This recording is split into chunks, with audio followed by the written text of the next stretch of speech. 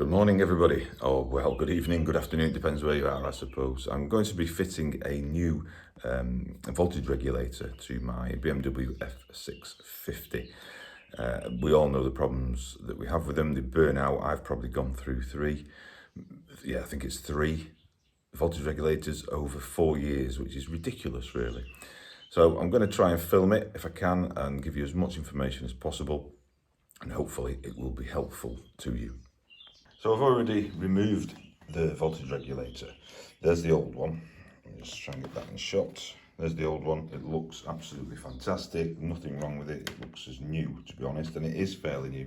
It only lasted, I don't know, 3 months, 4 months, and I've not really ridden because it was winter.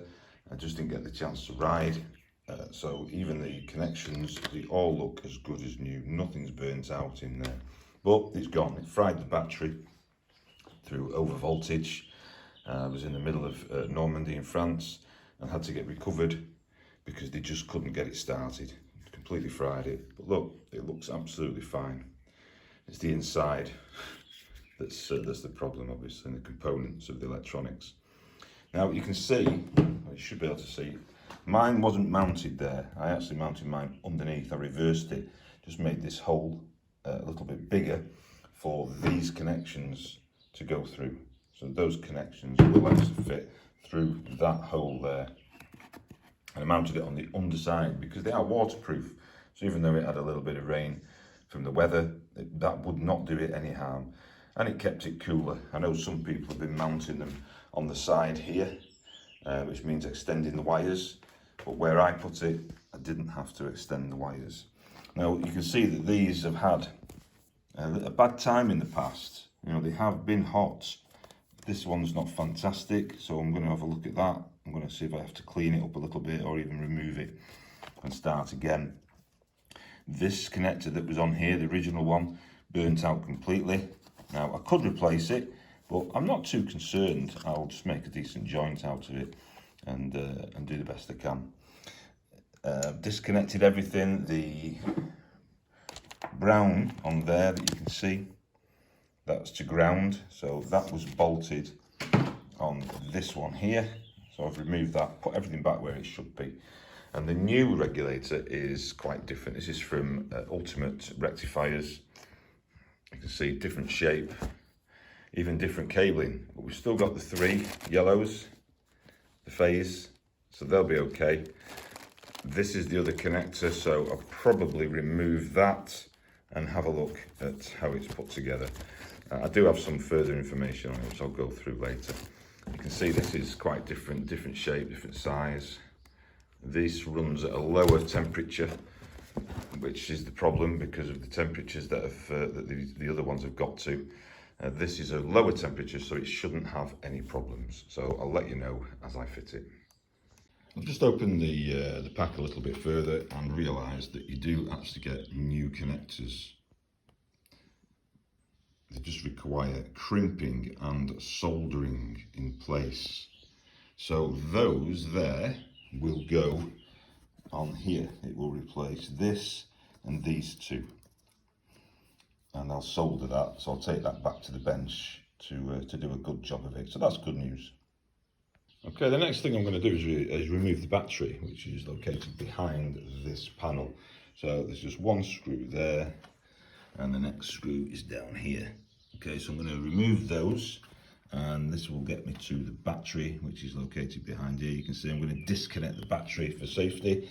And what I've decided to do is I've cut the tie wrap, and I'm going to just remove this a little bit to make some more room and to be able to get to these cables a bit easier. You can see they're located in there. So I'm going to pull this through. I'm going to splice it carefully, and I'm going to pull these cables back a little bit to give me some more room. So the panels are now removed. As I said, there was a bolt or a screw, whatever you want to call it. It's a T45 hex. I'll just check that that's right. T45. Yeah, it was T45, yeah. So T45 was there, and then other T45 was there, as you can see. So 2 of those, and the panel slots into there. You just pull it away, and then you've got access to the battery. So I've disconnected the ground or earth, whatever you want to call it. You might notice I've got a couple of extra cables here. Well, that's to a charging point, so I can stick the bike on trickle charge when I'm not using it. Just keeps the battery topped up. So I'm now going to access, I'm going to try and pull some of this back if I can. I'm going to slice it and locate these. I'm not going to do it while I'm filming, because that's I'm just going to end up slicing my finger or something, which won't look good on camera. So I'll show you the results in a minute. Okay, so carefully using a Stanley knife, I've sliced this plastic sheathing away, which now gives me the cables. Now, if you're going to do this, if you're going to go to this extent, be very, very careful. Now, I'm an electrician. I've been splicing cables for many, many years, so I know how much pressure to put on without causing any damage, but you can see they're quite loose in there, so as long as you don't dig your knife all the way in, you'll be fine. Just make a small slit first, and then you just go at it slowly. And you can see now, I'm going to be looking for this green one, the 3 yellow ones, and this one down here, I think is red and white. Yeah, it's red. I know it's difficult to see with the camera. Sorry for moving it. Red and white, you can just about see that. Red and white. So I'll be looking for those in here. I can see the yellow ones underneath. The green one, there's a red and white. I'll just make sure it's the right one. I will have a look, because there could be 2, of course, which would be typical. That looks more like an orange, actually. So, but I'll find them in there. There's another one, red and white. And I'll pull those out, and I'll have to probably chop this connector off, but I'm going to be replacing it anyway, and that's the reason I need to get it out, because by the time I've cut these cables here, it's going to be very short and very difficult to work on. So I'm actually going to pull them out here and reroute it, which will be absolutely fine. There's plenty of room in there. So let's see how that goes. So a little bit further now, this is a good reason why you disconnect the battery, because as you can see, I've removed the fuse box. All right, now that's quite easy. That just goes on these little posts here, and you just push it down and it'll come off. And also a relay unit there. I've just unclipped it. You can see this the rubber gasket that just clips onto there, so it from underneath. Okay, so that's out of my way. Fuse box is out of the way because it was quite difficult to get to. So you can see I've undone most of the black tape. Look, load of black tape. It's only insulation tape. The pieces just fell off, but I'll find that somewhere. There it is.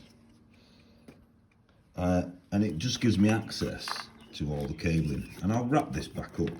But now you can see I've got much more room to play. So I can see the yellow ones, they sort of went down as if they were going somewhere else, but they come back up again. So they went down there, and then they come back up a little bit into the sheathing, and that's the 3 wires there. The green one goes another way, okay? That disappears somewhere else. I'm not sure where it goes yet, but we'll have to have a look at that. It just seems to disappear into this loom. The red and white one, that also goes this way, so I will locate that there. I'll pull them back. The green one, I'm going to have a look at that, and that's my next challenge, to see where it goes. It could be in this big loom here, or it could go into a smaller loom which is just underneath. If you can see it, really difficult to see this one here. It could go that way, but I'll find out. I don't think it goes to that relay, because that's 2 different colours. No, that's green and brown and green and black, so that's completely different. But I'll find it. It might be up here. Who knows? It's a mystery. So you can see it looks like a spider's web at the moment, or a bird's nest, or whatever you want to call it. So before I go any further, we now have the yellow wires and the red and white. Pulled these through all the way from there, just literally, don't have to slice it anymore, just literally pull on them, cut the ends off. There's the old That's the old socket, okay, and not very good these at all. They break down so quick, it's so hot. And that's the other end of the red and white cable there that you can see. Still not found the green one. I'm just going to have another look for that now. If I can't do anything with it, I'll just extend it. I'll put a through crimp on that once I know what connections I'm making. So lots more space there now to work with. I can just tape these back up into their own little loom and tape all this back up and tape all this back up. That's all it is. It's just been done with insulation tape, so nothing special. And shortening these will help as well. The more length they've got, it starts altering resistances and things like that. So the shorter they are, the better. Okay, carry on. Sorry I can't hold the phone while I'm working, but I wanted to be able to get right in and show you. I think it's really obvious what I've been doing. So here we are back with the green wire. So I've been doing a bit of research and we don't actually need the green wire for this new type of voltage regulator. So I've set up a voltmeter. You can see it's reading 0 at the moment, and I've attached one end to the green wire. Everything else is clear, so there's no problem. I've connected the battery back up. So what I'm going to do is, you can see at the moment, okay, it's touching the green. We've got no reading. See if I can hold this. I'm going to switch the ignition on, and there we have a reading. So switch the ignition back off. I'm going to disconnect the battery. So this is just an ignition fed live, which could be used actually for a voltmeter, which I was thinking of installing a voltmeter so I can keep my eye on the voltage. So this is only live when the ignition is on. So if you had a voltmeter attached to it, you wouldn't be draining any of the battery. So it could be actually quite useful, that cable, because it's not needed for the voltage regulator. It won't take a big load because it's only a thin wire, so it's not something that you can go attaching many things to, but just for a voltmeter that'd be fantastic. So again, I hope that helps. I'm coming from the other side of the bike now. I've taped everything up here, you can see, tidied it up a bit, got my cables ready. This red and white one is a permanent live. Okay, it's a permanent live, or positive if you want to call it that. So what I'll have to make sure is that I also run another cable into the ground, and I'll use this same fixing point here for ground. You could go straight to the battery, but there's no point. Sorry, there's ground there. We might as well just run it from the ground that the other cables go to.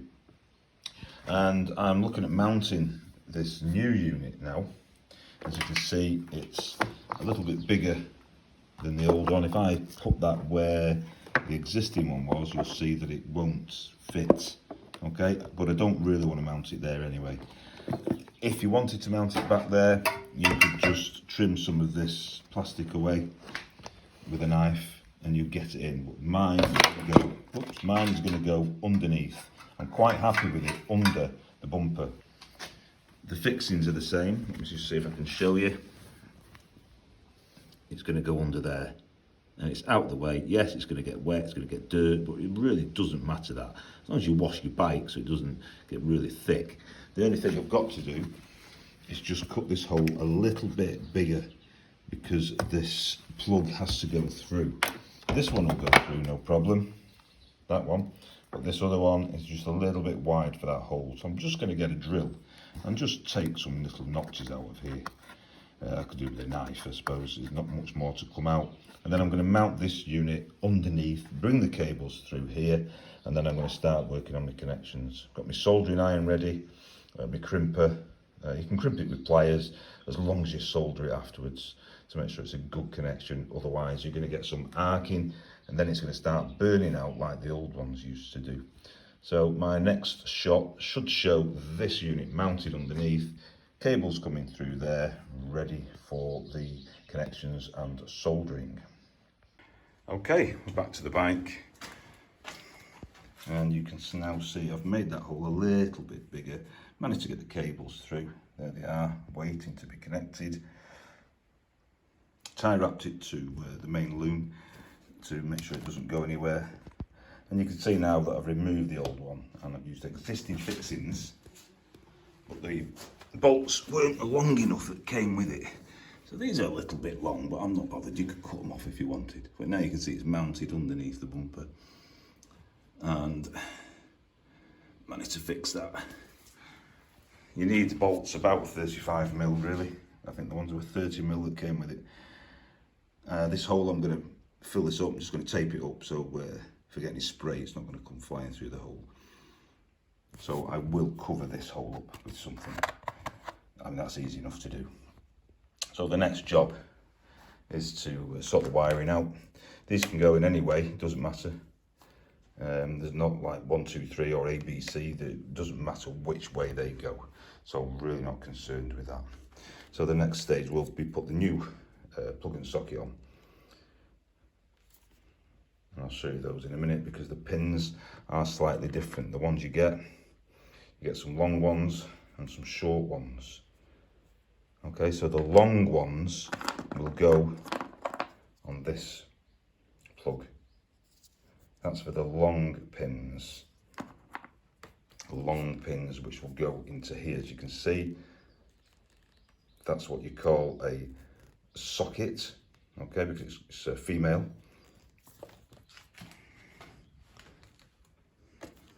So you need male on the end. These are the male. On the others, the females, which is on this one. Okay, I don't know if you can see down there. That's really difficult to see. I'll show you the other end and it'll all make sense to you. Right, I've just brought one of these over for you. So these are the small ones. And you can see they are small. And inside there is a hole. Got to sort out to get this in focus. There's a hole in that. So that's female. Okay. This is male because there's no hole in it. I'm not going to teach you about the birds and the bees, but that's where we get the male and female from, although in these times it's very difficult to say whether it's in it or whether that's. Alright, so inside there are some pins, okay, pins. So with that having a hole in it, that will go over the pins, or the pins will go inside it. This one is a post, alright, so it's male, and that will go inside these. So it's pretty obvious when you look, but some people might make a mistake of just flying into it and getting it wrong. Hope that helps. We're going to make the connections now. I'm going to solder them in a minute, but something I've noticed that we have to be really sure about is the actual connections to this piece here. Okay, so this comes from the voltage regulator. So we've obviously got the 3 yellow ones to connect, and we've got 2 reds and 2 greens. That's 2 positives and 2 negatives. I've done a little bit of a read up, and we do need them both. You can't just link them together. So obviously this goes into this unit here, and it only goes in, if I can do this one-handed, tricky, it only goes in one way. Okay, there, I would push that. I'm not going to do that at the moment. Push that and that would be in. So what we've got to look at is which pins correspond to the 2 negatives and the 2 positives. So on the top, if you don't need your glasses, which I do, they are numbered 1, 2, 3 and 4. And I've wrote that down there. 1, 2, 3 and 4. 1 and 2 are greens, which are negative. 3 and 4 are reds, positive. So I've made some extra leads up. So we've got 2 negative leads. They'll go to the ground here. Okay, they'll go onto there, so put some ring crimps on there, and then I've made up an extra live positive cable that'll go straight to the battery. This one already goes to the battery anyway via a fuse, I presume. It doesn't mention anything about fuses anywhere, so I'm not going to put an inline fuse. In fact, I did read something somewhere where it said don't bother putting one. This one's well protected because this was the original one anyway. So we'll have 2 positives and 2 negatives. So I'm going to put these ends on. I've laid them all out here. I've got the crimps. The short ones there that you can see will be for this one. And these blue, like silicone seals, gaskets, they go into this, okay, they go into the end. So I'll feed the wires through those and it pushes it in and seals it. I've noticed on the end of those there's some already in place, so I'm going to presume that's what those are for. There are not any grommets or seals for this piece, the small black one there, so I presume it doesn't need it. Got my solder ready. Just going to plug my soldering iron in and then I'm going to solder these. I'm actually going to solder a little bit into the crimps as well. I'm going to just drop some solder in there, in the edge here, just to make sure that the connection's secure and there's no arcing. Otherwise we'll just get things getting hot again and then we'll have more problems. Okay, see you in a minute. So I've soldered everything now. Everything's crimped and soldered. You can see we've got the three yellows with the pins on waiting to go on. That will just be pushed into this in a moment. We've got a live that was already there from the old unit. That's been crimped. That's on ready. And then we've got two that are going to the negatives. They're done. They can go straight to the battery. And then one more positive, which has been done, that can go straight onto the battery too. This, I've still got this green wire that I just need to make safe because that will be live when the ignition's on. I will decide what to do with that. I haven't got a voltmeter at the moment, but I will find one, and so I'll just put a connector on that with a bit of tape on it, and I can use that at some other point. So I'm now going to put all the plugs back on. I'm going to put these back on. These just push into place, so we just push them where they go. They will push in this way from here, remembering to get 1, 2, 3 and 4 right, the negatives and the positives, which I've wrote down there. 1, 2, 3, 4. Get them in the right order, and then I can mount everything and give it a go. Let's see what happens. Just going to show you a quick shot of this in place, so you can see where I've pushed those pins in. That's where they come to. So you push them quite a way in, and they'll lock into place. So let me just try and get that in focus for you. So they will actually come all the way up to the top. You can see now that they're in the right position and they have locked in. Push the grommets up a little bit as best I can. They will go a little bit further in with the help of a screwdriver, but they're pretty much in now. They've pushed into place, so I'm happy with that. And now do the next one, and I'll show you a quick shot of that when that's done as well. Okay, engine running. This is what we're getting. This is what we're getting now.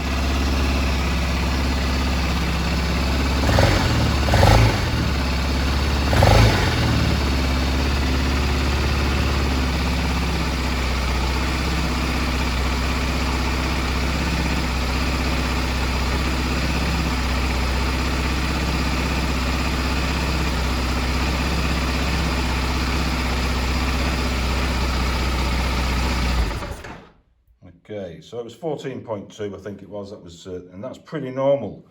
That's where it should be. Once it starts climbing way above that, we've got a problem.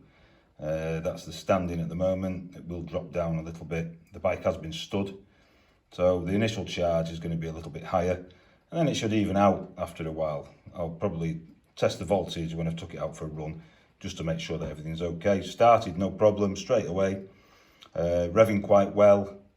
Unlike when it failed, where everything just misfires until you turn all your lights on, and then it runs a little bit smoother. This time the bike wasn't. It just wasn't happy at all. Even with all the lights on, the voltage must have been absolutely terrible. So as you can see, I've sealed everything up. Everything's connected as it should be. Let's just move these voltage cables out of the way for you. Always turn your tester off, of course, otherwise your batteries go dead. We don't like dead batteries.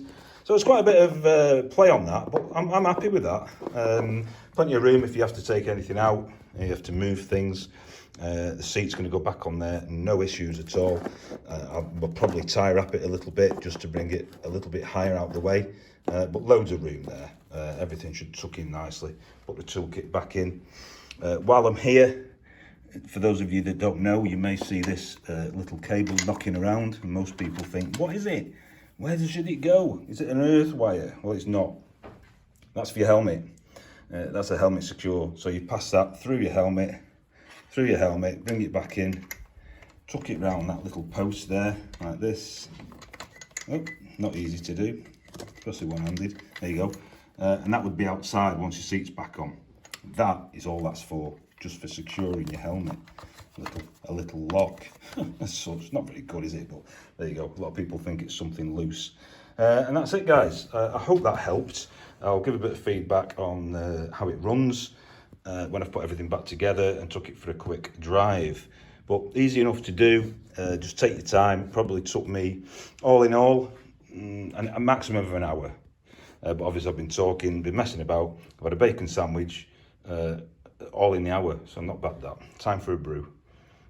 Okay, just took the bike for a quick spin up the road. Yeah, absolutely no problem at all. So it was right leaving the green wire off. That's not needed. That was the positive with ignition. Just 2 positives, 2 negatives, and straightforward 3 yellow connections. So everything's good so far. Obviously, I've got to take it out for a good ride and test the voltage when I return or while I'm riding. So as soon as I get a voltmeter, I'll have another look and maybe update this. But up to now, yeah, I'm perfectly happy. Paid a bit more for it. And I've got a cheaper one coming in the post, which I'll just stick under the, well, in the box for a spare, just in case. So far, so good.